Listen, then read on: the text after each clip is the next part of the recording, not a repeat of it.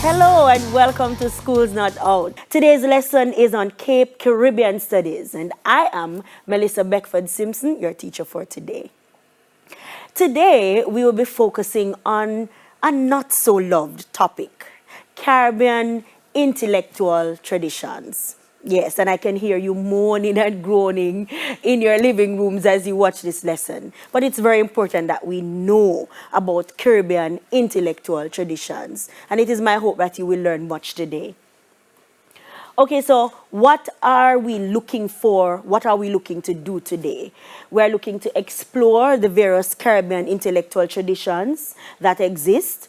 We want to define what an intellectual tradition is and what an ideology is. We want to explain how the historical processes of the Caribbean, we can't get away from that, how they have a part to play in our intellectual traditions.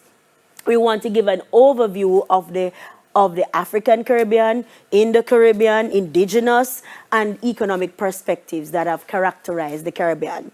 And we also want to determine the extent to which these traditions have shaped the way how we live in the Caribbean.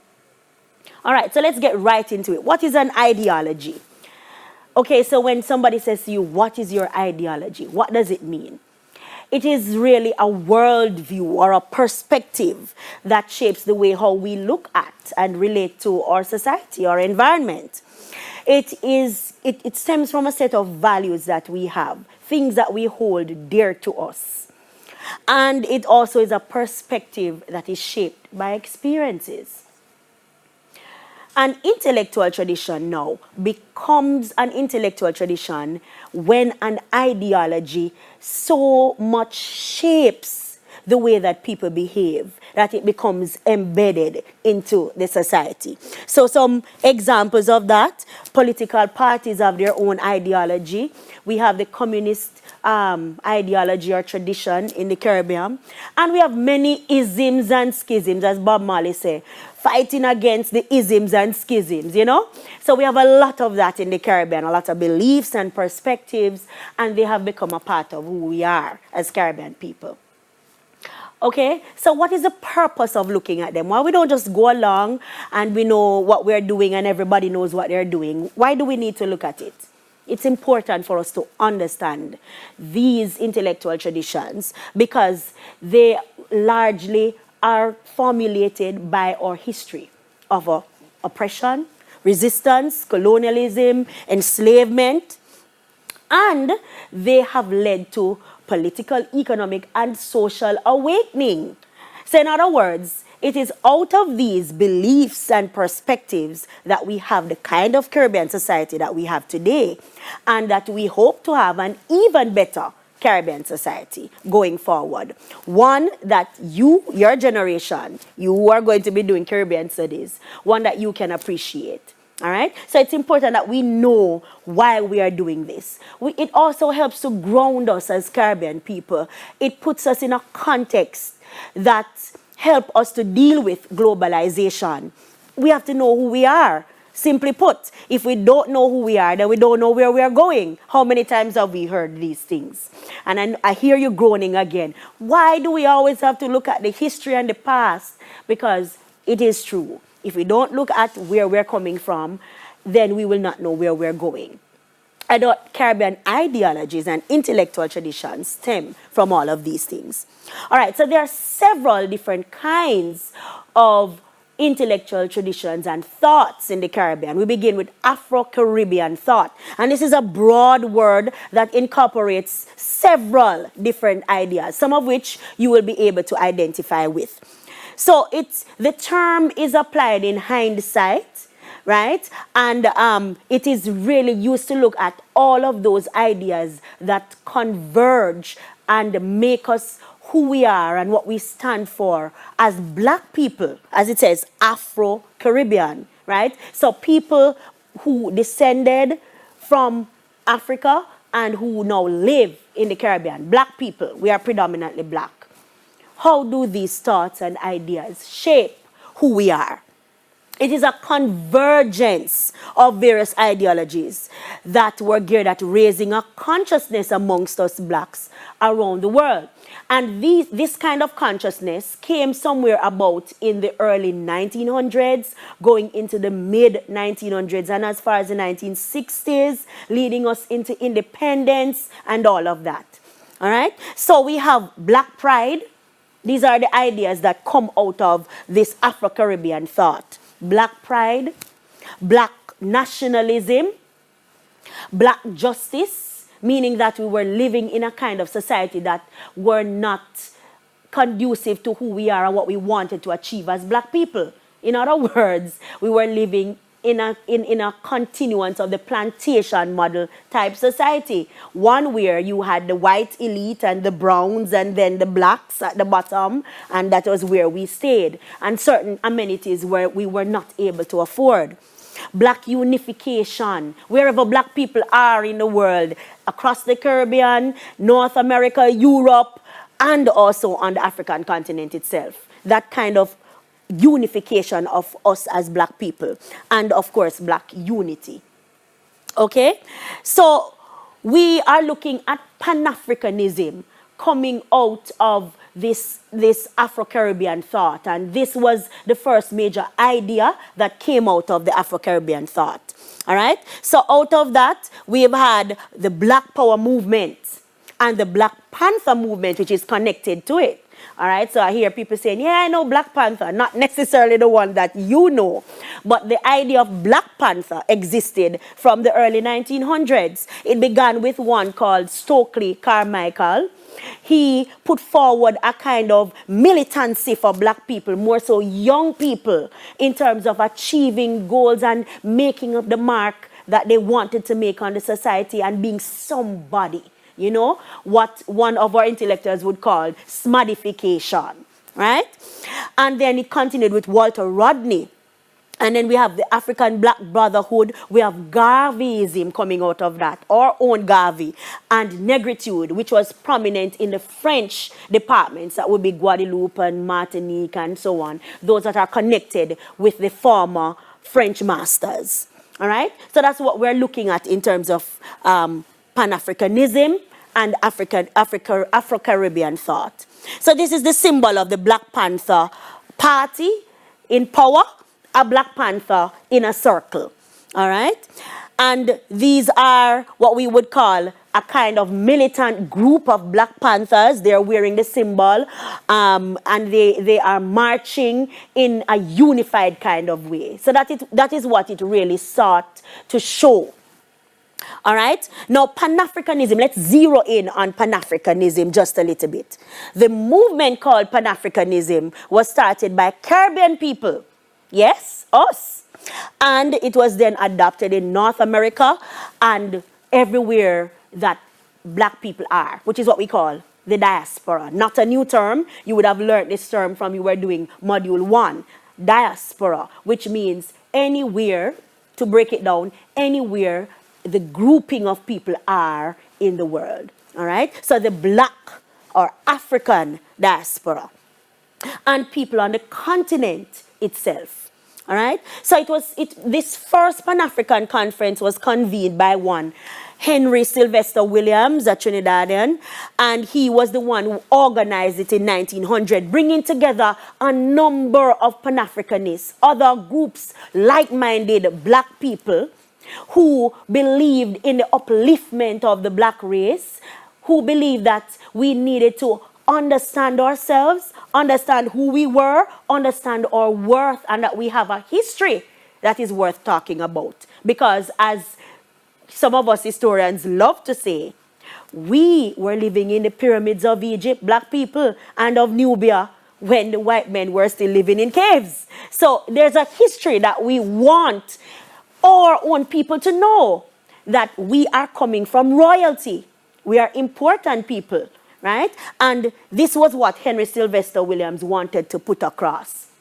All right? And there were other Pan-Africanist leaders, such as George Padmore of Trinidad, Cyril Briggs of Nevis, C.L.R. James of Trinidad, a famous writer we know of C.L.R. James, Marcus Garvey of Jamaica, Claude McKay, another writer, right? Best known for poetry and so on. But steeped in his poetry was this idea of blackness and black unity and black pride and black consciousness. And then we had the Caribbean leaders now influenced persons from other parts of the world. One such notable person would be W.E.B. Du Bois. And Du Bois was an intellectual. He has the distinction of being one of the first black persons, or the first black person, to graduate with a PhD from Harvard University. And for him to have achieved that at the time when he did, because he was born in the 1860s, for him to have achieved that at the time when he did means that he had to undergo a lot of racism, because we're talking about a time when black people were not allowed to even mingle with other people in the American society. We had the Jim Crow laws and so on going on, and segregation at its best. So he would have achieved quite a bit, and he was an intellectual who had similar ideas to Padmore and Williams and so on. And then we have other Africans now, Africans from the continent of Africa, Kwame Nkrumah of Ghana. And he was the individual who, not single-handedly, but he was very instrumental in leading his country to become the first modern black independent country from the colonial masters. Ghana, independent Ghana. And then you have Jomo Kenyatta of Kenya. Also, he was instrumental in doing a very similar thing for his country. So the Caribbean leaders, you see how important we are? You see how important we are and how influential we are? Yes, especially Jamaican people, and we love to boast about it. Anywhere we go, then we allow people to be doing something that we carry there. Look at what Bolt did, and he has everybody doing all of that. All over the world, everybody knows that. And that is how influential Caribbean people are. Okay, so the Pan-African leaders began to raise awareness all over the world about the general principles and ideals of the movement. Remember those principles? The black pride and black nationalism and all of those things. They organized conferences, they established newspapers and wrote in these newspapers, bringing awareness to people. They organized marches. And a lot of them lost their lives in these marches as well, because they were illegal according to the law of the day.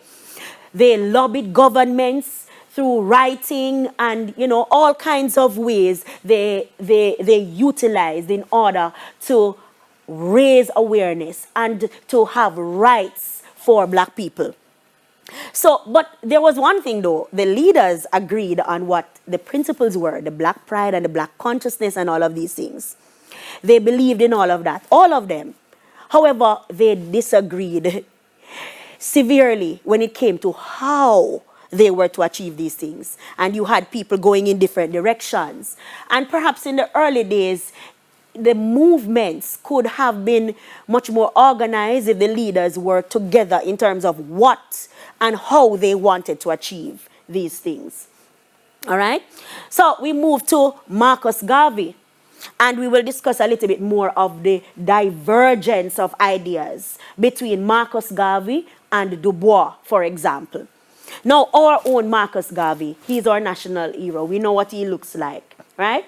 But I find it amazing that Garvey is from us, and yet Garvey seems to get the least recognition from us. We seem to know the least about Marcus Garvey. So we need to teach about these things a little bit more. Now, Garveyism, right? We talked about those isms and schisms, right? So Garveyism, it was a thing. And he founded the Universal Negro Improvement Association, the UNIA, in 1914. He founded it here in Jamaica. But he did not get the kind of traction in his own country that he received when he went to North America, to the United States. And it is true what they say, I guess. A king has no honor in his own country. And so we did not recognize Garvey for who he was and what he was trying to tell us. However, other people, blacks in other places, embraced Garvey and his teachings. So Garvey migrated to the United States and he established the UNIA even more.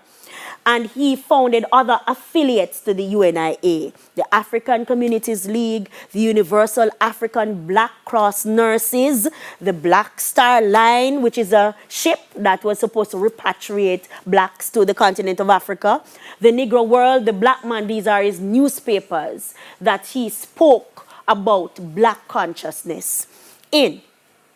All right, so Garvey continued and he established himself, and he had a large following to the extent that other leaders were inspired by him, such as Martin Luther King Jr. of the United States and Malcolm X and so on. They were all inspired by Marcus Garvey.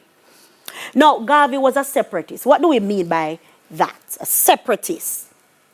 It means that Garvey, at heart, he believed that we as black people could not advance in a white society because the whites owned all the means of production. They were the ones who controlled the economy and the politics, and therefore there was no justice for us. So Garvey advocated for us as black people to become self-sufficient, to learn to do our own things. But we don't really love that, we're very dependent. We love foreign stuff, we love foreign food, and we love foreign clothes and that kind of thing. To this day, those things are happening. So he encouraged us to educate ourselves, because if we did not educate ourselves, then we would not know where we were going, and we had no tools to fight and to become somebody, to smartify ourselves. All right? So he encouraged blacks to educate themselves, to get an education. He encouraged blacks to establish their own businesses and stop working for the white man. Establish their own businesses, make their own monies, employ other black people to work with you so that the black community could create an empire of its own. So I did not believe that we could survive in a white man's world because the odds were already skewed against us. And then now he also advocated for repatriation to the African continent for blacks. Right? And this is a sticking point. This was one of the points where W.E.B. Du Bois disagreed with him. Right? He believed that each group should occupy their own spaces in order to prevent conflict and encourage growth of the black man. So that is what separatism is. Okay? So you stay over there, sir, and I stay over here. And you do what you are doing because you are white, you have, or you know what you have in common. We have certain things in common as black people, so we should stay where, we could grow together. And that is what Garvey really looked at. But some persons may say that Garvey's ideas were fantastic.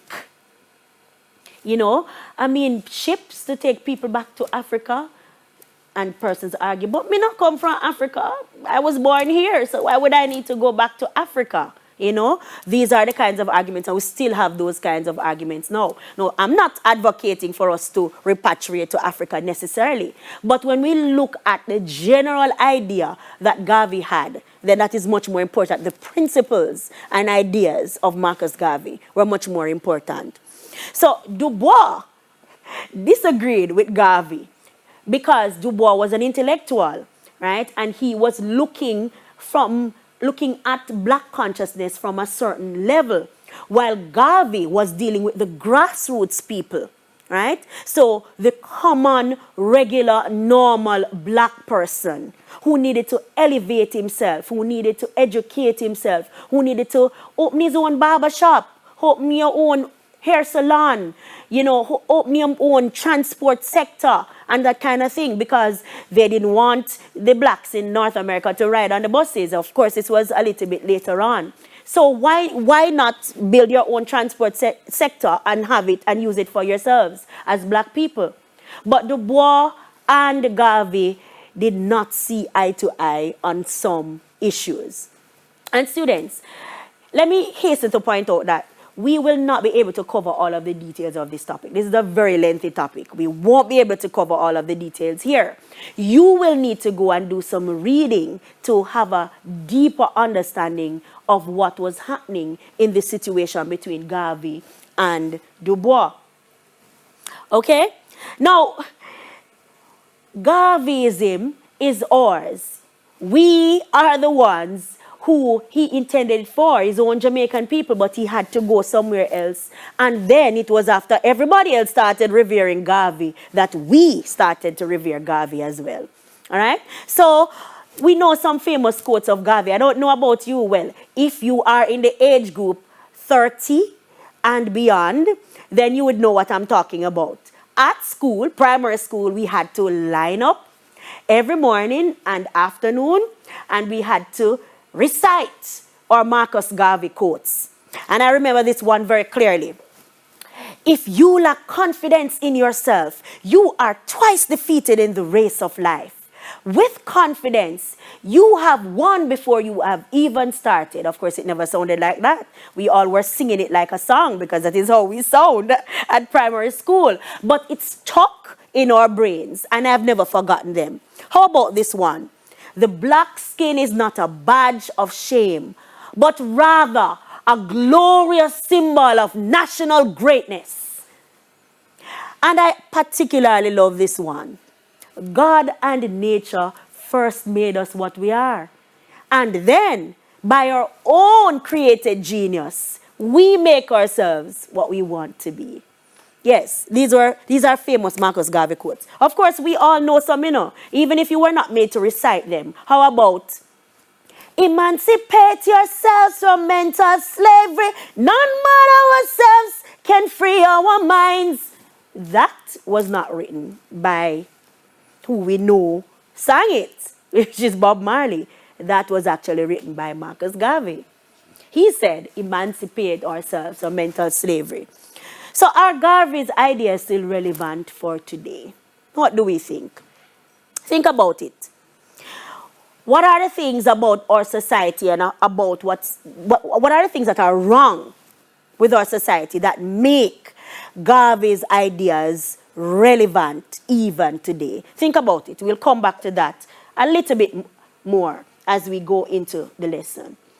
All right, so we move on now into some other black consciousness ideas and ideologies and traditions. And we come to ours again, Rastafari. All right? So Rastafari, and we can readily identify with Rastafari because it is indigenous to us. Not just as Caribbean, but as Jamaican, it is indigenous to us. It is both an ideology and a religion. But the Rastas don't say that. They say it's a liberty, right? It's a liberty, which means that it is what they do every day. It is their everyday practice. They're vegan eating. They're removing themselves away from the capitalist society and the greed of the society and living very simple lives. Yes. Now, Rastafari derived out of a mixture of Garveyism, Ethiopianism, revivalism, and it advocates for repatriation. It challenges the status quo. Babylon, Bonafire, we know all of those things, right? And it challenges capitalism. It proposes self-sufficiency. If you notice, most of the times, persons who are inclined to Rastafari plant their own food, run their own little businesses and so on. Coming out of Garvey's ideas, black consciousness and awareness and nationalism, right? And they believe in Haile Selassie, the Black Christ. Now, it was actually a prompting of Garvey that caused them to actually look to Haile Selassie the first of Ethiopia. Garvey supposedly made a prophecy that said a king would arise from the east. And it was just about that time that Haile Selassie came to power. And he was able to withstand the invasion of Italy. And then eventually they were invaded by Italy and taken over. It was the last African country standing that was not completely colonized by a white nation. All right, so we take a break from those ideas now to an economic idea that I want to touch on very, very, very quickly. Industrialization by invitation. This is an economic concept, an economic ideology proposed by Sir Arthur Lewis in the 1960s. And it really said that Caribbean people should inject the Caribbean countries and economies because we're so dependent and we do not have the means ourselves to grow our economies. We should deliberately invite foreign direct investors to come in and to invest in our economies, and then we would reap the benefits from it, especially in terms of labor, employment. So those economies would be sugar, banana, tourism, bauxite, and we were always largely monocrop or monoculture, meaning that we plant or tend to focus on one main kind of industry. All right? So that was Arthur Lewis's industrialization by invitation. He got this idea from another similar concept called Operation Bootstrap that was implemented earlier in the 1900s in Puerto Rico. And they did the same thing in Puerto Rico, right? They literally decided we were going to pull ourselves up by our boots and find a way to invest so that we can grow the economy. And that is what Puerto Rico did. However, there are some negatives to this, and you can do your additional reading to get some more information about both of these, industrialization by invitation and Operation Bootstrap. Okay, so we'll touch just very, very briefly before we go to break on some other perspectives that are maybe not so common, but we still need to know about. And let me just emphasize that you need to do your additional reading. So we have Indo-Caribbean thought. What is this? We're looking at people who emigrated from India largely and have come to live in the immediate post-slavery period, the 1840s, 1850s, they came to live in the Caribbean. And they have their own culture. And so they would like political rights and cultural rights, religious acceptance, and so on. Some very popular one, the most popular of them would be V.S. Naipaul, a famous writer. And then we have another perspective, the indigenous perspectives. We're talking about indigenous people, groups of indigenous people who live in Belize, Suriname, Guyana, Trinidad, and Dominica, and so on. They are the ones. They have certain rights that they would like, civil, political, cultural rights that they would like. May I say something to you to give you a true knowledge of yourself and life, so that the same glory and success attained by other men who understand themselves may be yours? Man in the full knowledge of himself is a superb and supreme creature of creation. When man becomes possessor of the knowledge of himself, he becomes master of his environment, the captain of his own ship, the director of his own destiny, the accomplisher of his own ends. Man should understand himself because man is full of knowledge, and this knowledge is a gift of nature. When Mother Nature created man, she deprived him of nothing. He was given the faculty of understanding all things around him.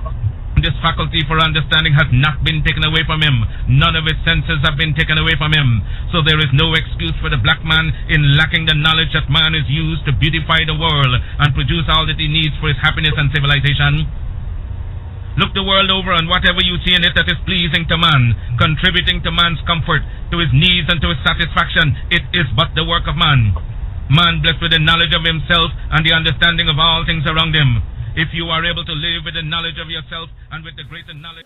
You would have heard that clipping just now of Marcus Garvey's voice.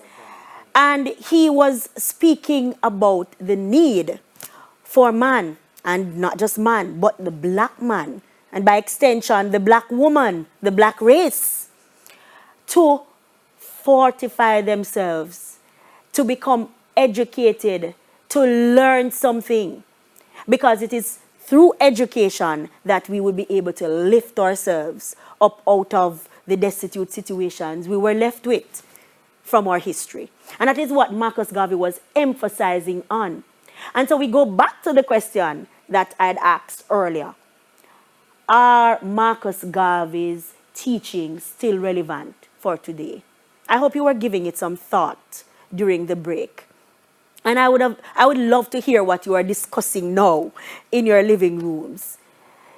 Does Marcus Garvey's teachings, do they still have a part to play in our society? Should we still be considering them? My answer to that is categorically yes, because it's still obvious that we all do not understand ourselves. We all do not understand who we are and the strength that is within us. And what we are able to do, we have not yet maximized our full potential. And so Marcus Garvey's teachings will always be relevant because there will always be a new generation that needs to hear or that needs to be reminded. Yes. So that is exactly what we're doing now. School's not out. We are learning. We're still fortifying ourselves through education, even though the schools are physically closed. All right? So we move on now to focusing a little in this last segment on some multiple choice questions that would come out of this topic, intellectual traditions. That's what we're going to be focusing on now. And if you notice, I have on my screen my brain, that famous brain. By the time we are through here, this brain will be embedded in your own brain because it is time to use your own brain. And so the light bulb's going off again. You need to begin to think about the questions and answers. But first, let us be reminded about how we are to master the multiple choice. First, it is important to be very knowledgeable and familiar with the content. Right? So what we just did was just a little snippet. You need to now go and do your additional reading in order to be able to answer the questions. Because multiple choice tests content. If you don't know your content, then you will not be able to answer the questions. Right? And I know some of us may be thinking, okay, we're at the multiple choice level now to do the exam, and it may be easier. It may not be so easy as you're thinking. You will have to do your reading. Seek out the key terms in the question, the dates, the names that will help you to answer the question. They provide clues. Use the process of elimination, discarding the most unlikely first and then working your way to the answer. Pay attention to the superlatives, the most, the best, those kinds of words that will help you to answer the question. And then we go to our acronym that we use for multiple choice. Not PEAL now. PEAL we use for writing SBAs as well as for writing essays. For the multiple choice, we use READ. Remember READ? Read, R. You read the question at least twice before you attempt to answer. E. You examine all the responses and eliminate the distractors. A, you attend to the key terms and superlatives that give clues for the answer. And D, you then determine the best answer based on the responses given. Note the best answer based on what is in front of you. All right? Sometimes the answer may be a little bit controversial. All right, so let's look at this question now. Remember, we're looking at intellectual traditions. Let us look at a few of the questions that relate to intellectual traditions. And this question says, Garveyism, which occurred in the 20th century, is an example of cultural. Now, we're looking at the responses there. We have erasure, we have renewal, we have norming, we have diversity. Now, this may be one of those controversial questions. You may be thinking that the right answer is not here, but you are expected to give an answer based on the responses that are here. Obviously, it couldn't be erasure. Why would Garvey be advocating cultural erasure? So you eliminate that one, right? Is it diversity? Not necessarily. How about norming and renewal? It would have to be between those two. And based on what we have here in terms of the responses, the most likely answer. Now, note I did not say correct. I said the most likely answer based on the responses that are given to you. That would be B, renewal. Okay? And then we move to the next question now, which says, which of the following was the most important determining factor of one's position in colonial plantation society? Now, you will recall that pyramid that your teacher would have drawn or you would have seen in your textbook showing the divisions in the society. And there is one factor that usually determines where you are, or it is the main factor. There are others, but that is the main factor. So that's what you're looking for. The most important determining factor. And we have A, race, B, class, C, wealth, and D, place of origin. And the most likely answer for that question would be race. Because obviously, remember, if you are black, you were a slave and therefore you were at the bottom of the society. If you were white, it didn't matter whether you were rich or poor, you would naturally be at the top of the pyramid. So it was race. All right, next question. Which of the following syncretic religions had its early beginnings in Jamaica? That's easy. We just looked at that a while ago. So we have A, Shango, B, Voodoo, C, Revivalism, and D, Rastafarianism. Obviously, the answer is D. That is our indigenous religion. Next one. Early 19th century writings from an indigenous perspective served to, and I'll just cut it short here. The answer for this question is D. Reject the notion held by Europeans that early inhabitants did not have a history. And so they're bringing focus to their history. All right, so we don't have time for much more, but there are several past paper questions that come. You may want to seek out these questions for the exams in past years and run through those questions. All right, so that's all we have time for today. Go and do your additional reading. I really hope you grasp something, some of the concepts that we discussed today. And remember Marcus Garvey's teachings. Emancipate yourself from mental slavery.